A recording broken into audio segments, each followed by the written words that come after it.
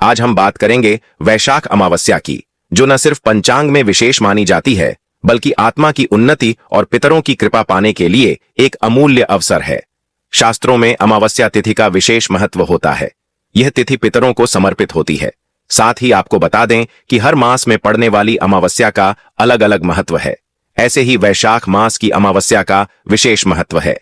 इसे वैशाख अमावस्या और दर्श अमावस्या के नाम से जाना जाता है।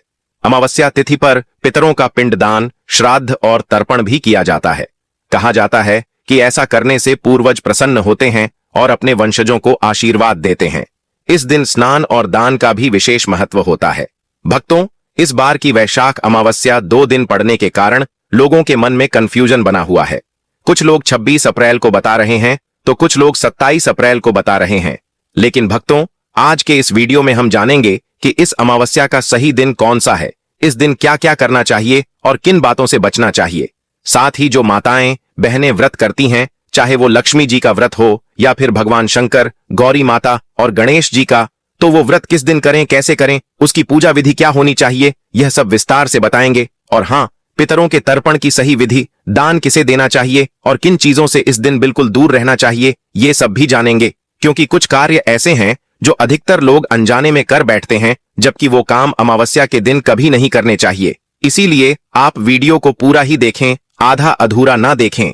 कई लोग होते हैं जो वीडियो को बीच बीच से देखते हैं, काट काट कर देखते हैं, और फिर ऐसे व्यक्ति को जीवन में कभी सफलता हासिल भी नहीं हो सकती।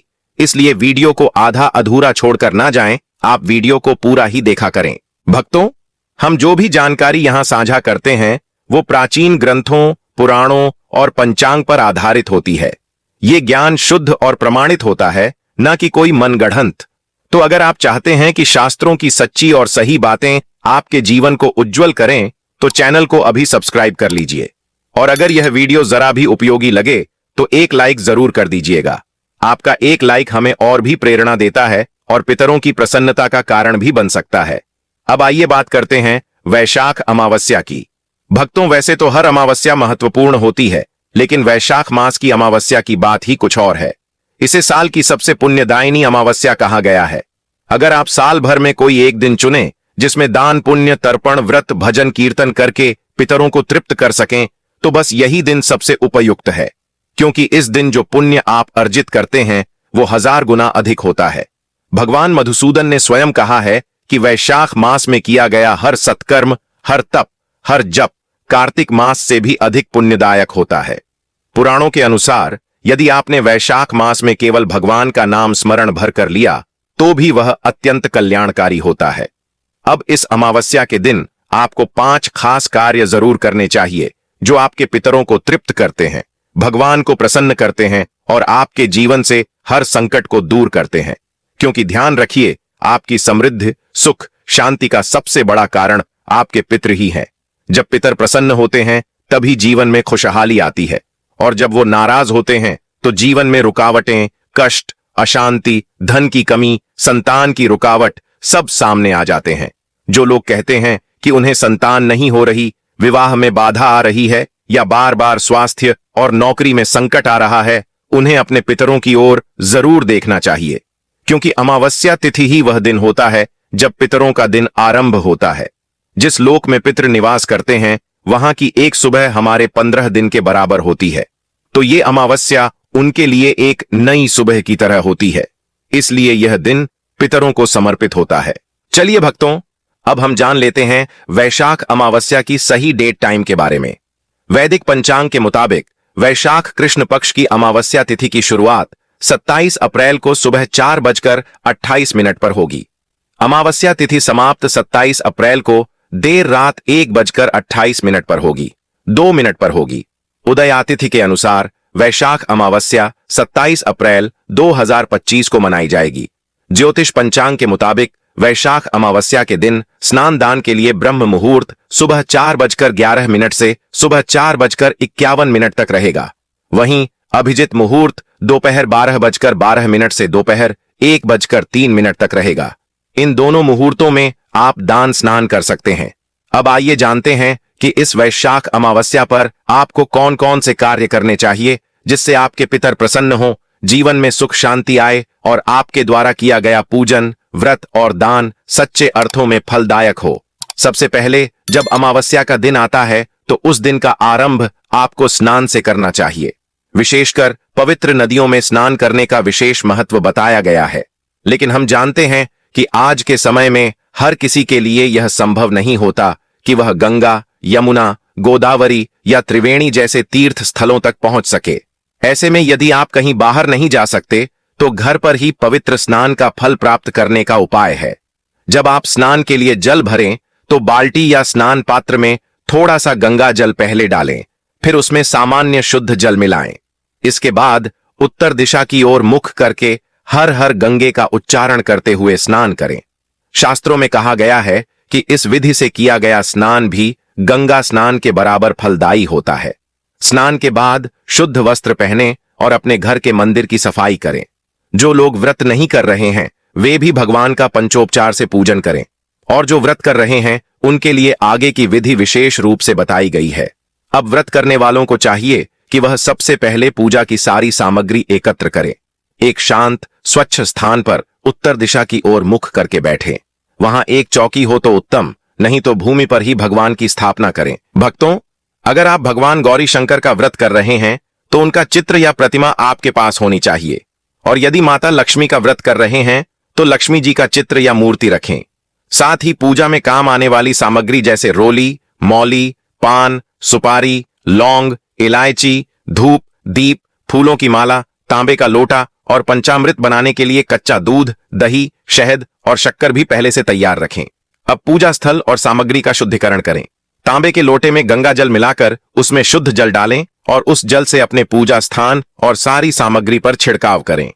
यह प्रक्रिया बहुत आवश्यक है क्योंकि बिना शुद्धिकरण के कोई भी पूजा पूर्ण नहीं मानी जाती। इसके बाद भगवान को अपने पूजा स्थान पर स्थापित करें, उन्हें फूल अर्पित करें और कहें, हे प्रभु, हम आपको यह आसन अर्पित करते हैं, कृपया इसे स्वीकार करें और यहां विराजमान हों। फिर दीपक और धूप जलाएं और अपनी श्रद्धा के अनुसार पूजा आरंभ करें।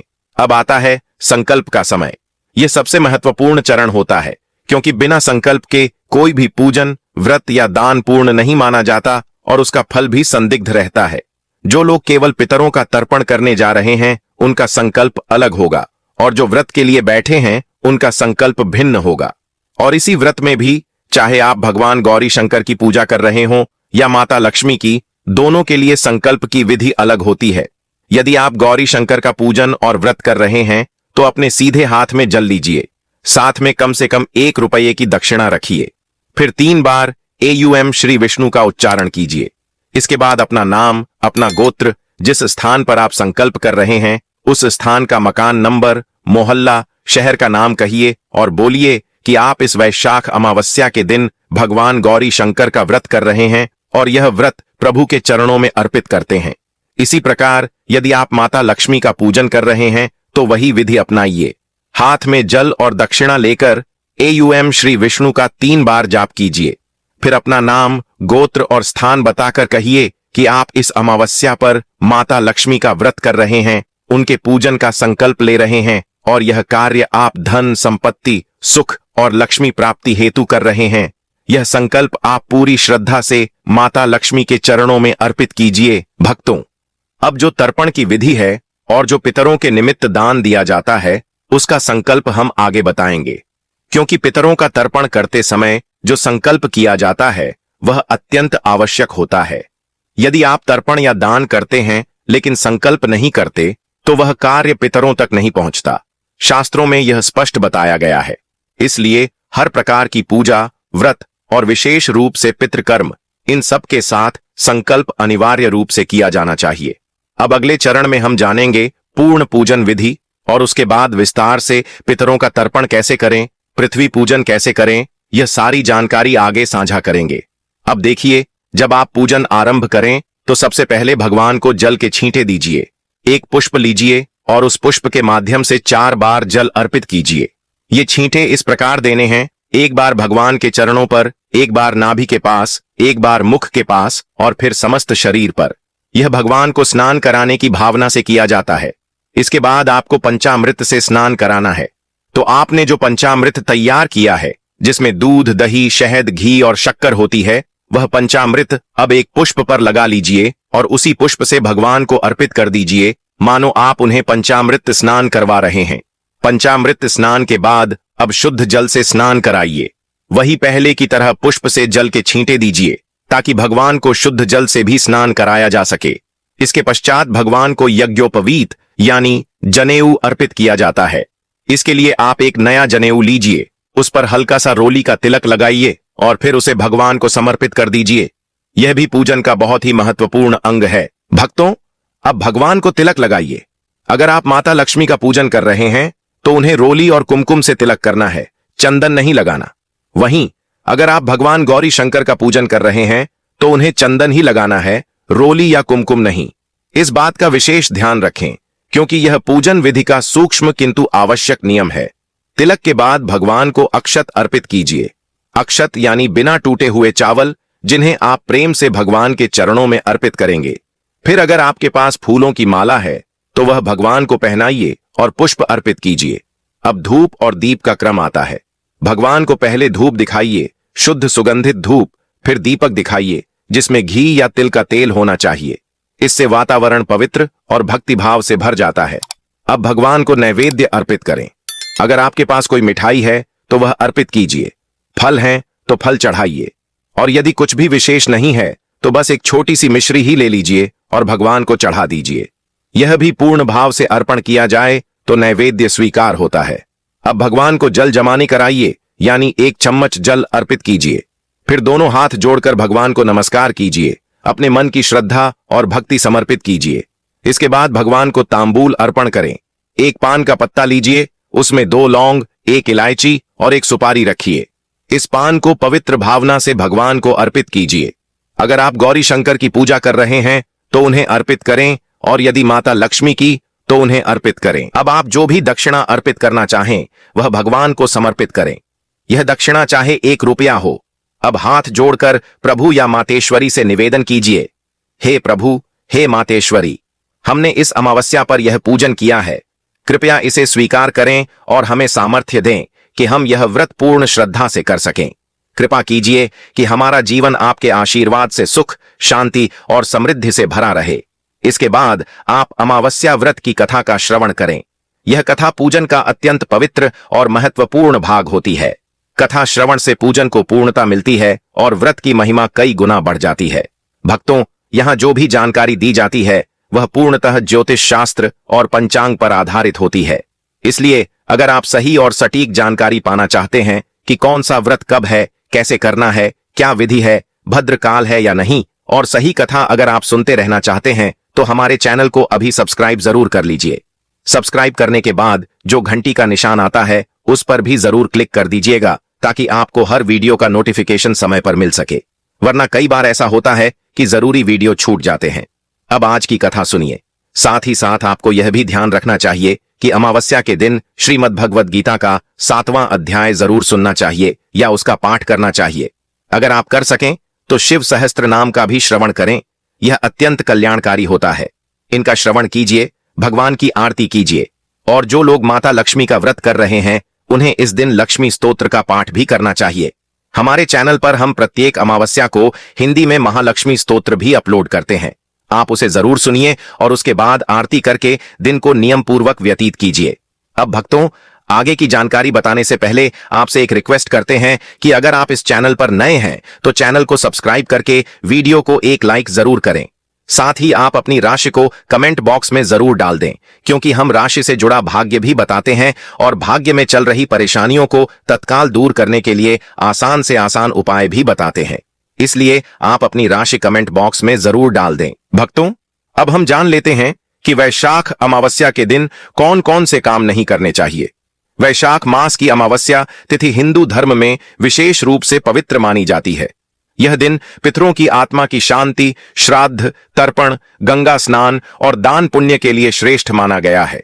लेकिन जैसा कि हर शुभ अवसर की कुछ मर्यादाएं होती हैं, उसी तरह वैशाख अमावस्या पर भी कुछ विशेष नियम बताए गए हैं जिन्हें यदि कोई व्यक्ति तोड़ता है तो उसे पितृदोष, ग्रह दोष, मानसिक शांति की हानि और जीवन में अनावश्यक बाधाएं झेलनी पड़ सकती हैं। सबसे पहला काम, ज्योतिष शास्त्र कहता है कि अमावस्या तिथि चंद्रमा की शक्ति रहित होती है। चंद्रमा मन और भावनाओं का कारक है और जब उसका प्रभाव शून्य होता है तब मन अस्थिर रहता है। ऐसे में यदि कोई नया कार्य जैसे विवाह, गृह प्रवेश, वाहन खरीदना, व्यवसाय शुरू करना आदि किया जाए तो उसमें सफलता की संभावना कम और विघ्नों की संभावना अधिक होती है।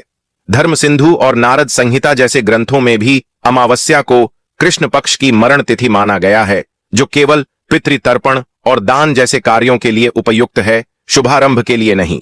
भक्तों, अब दूसरा काम। गरुड़ पुराण और मनुस्मृति जैसे ग्रंथों में स्पष्ट रूप से कहा गया है कि अमावस्या के दिन रजोगुण और तमोगुण का प्रभाव बढ़ जाता है। यह दिन आत्मिक शुद्धि और सात्विकता के लिए होता है। इसलिए मांसाहार, मद्यपान, लहसुन प्याज, अधिक तेल मसाले या तामसिक भोजन का सेवन नहीं करना चाहिए। मांस मदिरा का सेवन करने से व्यक्ति के ऊपर राहु, केतु और पितृदोष की छाया पड़ती है। इन दोषों का प्रभाव जीवन में दरिद्रता, पारिवारिक कलह और मानसिक अस्थिरता के रूप में दिखाई देता है। भक्तों, तीसरा काम। गरुड़ पुराण में वर्णन है कि अमावस्या के दिन पितृगण धरती पर भ्रमण करते हैं और अपने वंशजों के कर्मों का अवलोकन करते हैं। यदि कोई इस दिन झूठ बोलता है, गाली गलौज करता है, विवाद करता है या अपमान करता है तो पितृगण कुपित हो जाते हैं और पितृदोष बढ़ता है। ऐसे व्यक्ति के घर में मानसिक अशांति, आर्थिक संकट और कुल में संतान हानि जैसी समस्याएं उत्पन्न होती हैं। इस दिन विशेष रूप से संयम, विनम्रता और शुद्ध वाणी का पालन करना चाहिए। भक्तों, अगली बात। अमावस्या तिथि को शिव तिथि कहा गया है। इस दिन शरीर को काटना, जैसे बाल कटवाना, नाखून काटना, दाढ़ी बनवाना आदि शुभ नहीं माना जाता। यह कार्य करने से आयु में क्षय, मानसिक भ्रम और चंद्र दोष उत्पन्न होता है। धर्मशास्त्रों में यह भी बताया गया है कि शरीर के किसी भी अंग को काटना आत्मा की ऊर्जा को क्षीण करता है, जो इस दिन वर्जित है। अगली बात। वास्तुशास्त्र कहता है कि घर का उत्तर पूर्व कोना यानी ईशान कोण देवताओं का वास स्थान होता है और दक्षिण दिशा पितरों की दिशा होती है। यदि इन दोनों दिशाओं में गंदगी, कूड़ा, गंदे जूते चप्पल या झाड़ू आदि रखे जाएं तो नकारात्मक शक्तियों का प्रवेश होता है। इसलिए अमावस्या के दिन घर विशेष रूप से साफ रखें। ईशान कोण में दीपक जलाएं और दक्षिण दिशा में पितरों का तर्पण करें। भक्तों, अगली बात। अमावस्या का दिन आत्मशुद्धि और आध्यात्मिक प्रगति के लिए अत्यंत फलदायी होता है। इस दिन की गई साधना, जप, मंत्र, स्तोत्र पाठ, विशेष रूप से विष्णु सहस्रनाम, शिव चालीसा, भगवद गीता और गायत्री मंत्र 100 गुना फल प्रदान करते हैं। यदि कोई इस दिन पूजा में लापरवाही करता है या केवल दिखावे के लिए करता है तो यह उल्टा फल देता है और पितरों की कृपा प्राप्त नहीं होती। भक्तों, अगली बात। वास्तु पुराण में स्पष्ट कहा गया है कि अमावस्या के दिन ब्रह्म मुहूर्त में उठकर स्नान करना, जप, ध्यान, दान और तर्पण करना आवश्यक है। जो व्यक्ति इस दिन सोता रहता है या आलस्य करता है, उसका पुण्य धीरे धीरे क्षीण होने लगता है। यह दिन जीवन के बुरे कर्मों के प्रायश्चित और आत्मा की उन्नति का अवसर होता है, जिसे व्यर्थ करना मूर्खता है। भक्तों, अगली बात। पद्म पुराण के अनुसार वैशाख अमावस्या को किया गया दान हजारों यज्ञों के बराबर फल देता है। इस दिन तिल, जल, अन्न, वस्त्र, चप्पल, छाता और स्वर्ण का दान विशेष फलदायी होता है। यदि कोई व्यक्ति दान से मना करता है या जरूरतमंदों का अपमान करता है तो उसका पुण्य जल जाता है और उसके पितृ उसे श्रापित कर सकते हैं। भक्तों, अगली बात। ज्योतिष के अनुसार सूर्यास्त के बाद राहु और केतु की छाया गहन हो जाती है।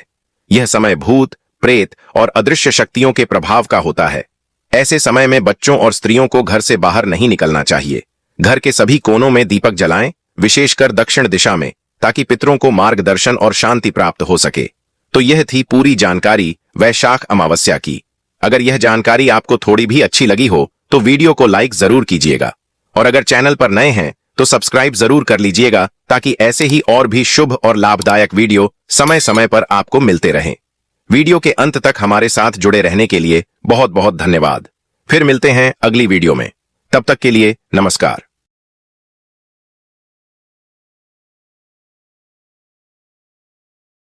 धन्यवाद। ऐसे ही जानकारी के लिए छाया जैन चैनल को सब्सक्राइब करें और अगर आपको यह वीडियो अच्छी लगी हो तो एक लाइक अवश्य करें और कमेंट में ओम नमः शिवाय अवश्य लिखें।